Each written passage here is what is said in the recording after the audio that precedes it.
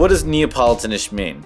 This is not classic VPN style. We're using oil, American bread flour, not double O. We're using very high heat, but the pizza has structure. It won't sag.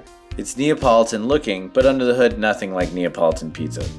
My recipe combined with a new wave, high temp home oven will get you close enough in look and feel to echo the Naples original, but without its rules and regulations.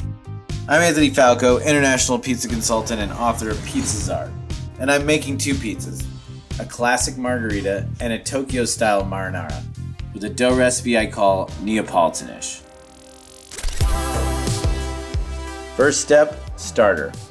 No sourdough, no problem. I'm going to show you how to replace a sourdough with a commercial yeast pre-ferment. If you have a sourdough, feed it 1 part mature starter, 1 part water, and 1 part flour. To make the commercial yeast pre-ferment, dissolve the yeast in the water. Then mix in the flour. Wait 3 to 4 hours till you start to see some bubbles. Let's put them side by side. After 3 to 4 hours, they both rose to the same size. Voila! Your sourdough starter is replaced. Here's what you need to get started. 1,000 grams of flour in a large mixing bowl. 630 grams of room temperature water. 150 grams of our sourdough starter, 30 grams of sea salt or kosher salt. No iodized table salt, please. We're going to do 20 grams of extra virgin olive oil.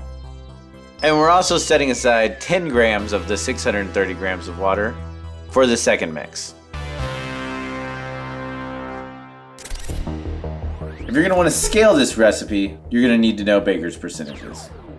Baker's percentage is how you write and communicate a pizza recipe. It's also called baker's math. It assumes you're always using flour, and that percentage will always be 100%.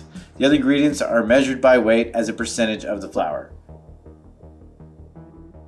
Got it? Now it's time to mix. If it floats, that means fermentation is happening. It's alive and full of air. In the center of your flour, make a crater, pasta style, and pour the water and starter mixture in. Mix with your dominant hand until there's no dry or wet parts visible. Add the 20 grams of olive oil into the mix. Once it's fully incorporated, we're done. The dough is going to look shaggy, that's fine. It's going to come together in the second mix.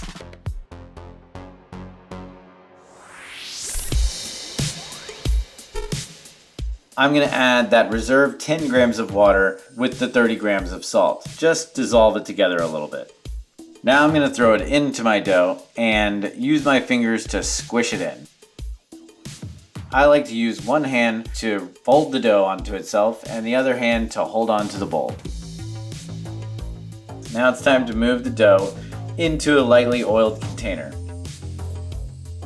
This is what's called the bulk ferment. If you want to add a stretch and fold halfway through, that'll be great. Add a little strength.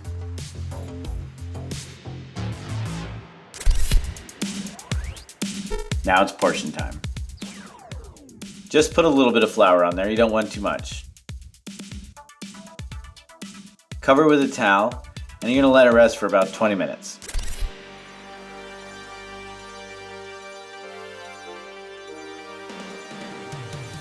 After it's all been chunked out, fold it together, stitching up the bottom to form a really nice smooth ball. Make sure there's no air pocket under the bottom.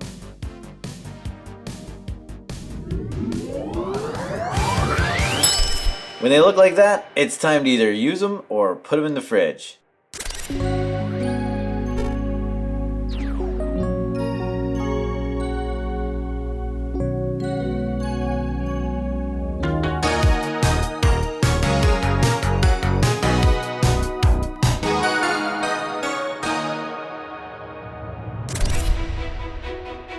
Remember that new wave pizza oven I was talking about?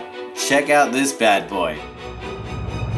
It's the Breville Smart Oven Pizzaiolo, and it gets up to 750 degrees, and you can use it in your house on your kitchen counter. It can give you the crust blister that you're looking for, crumb structure and taste that a home oven just can't match. This oven is a game changer.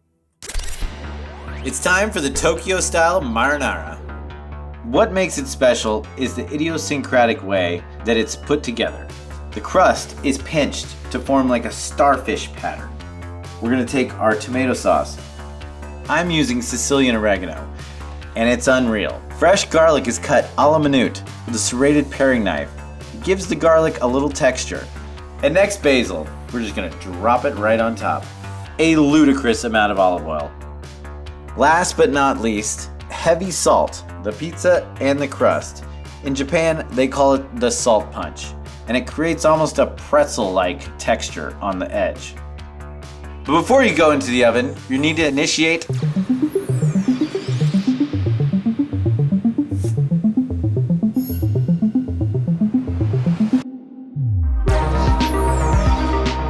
bottom heat all the way up, top heat all the way up. Preheat mode, even heat. And then when we put that pizza in the oven, we're gonna switch it to crust only.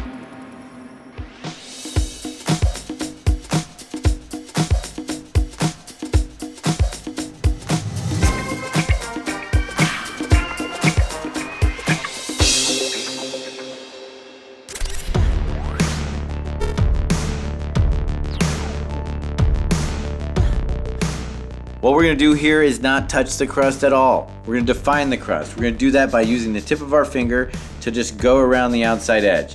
Then dimple the middle, and then stretch it out with our hands. Happy with the shape? We're gonna throw it on our lightly floured pizza peel. Give it a little shimmy before you start topping to make sure that it's not sticky.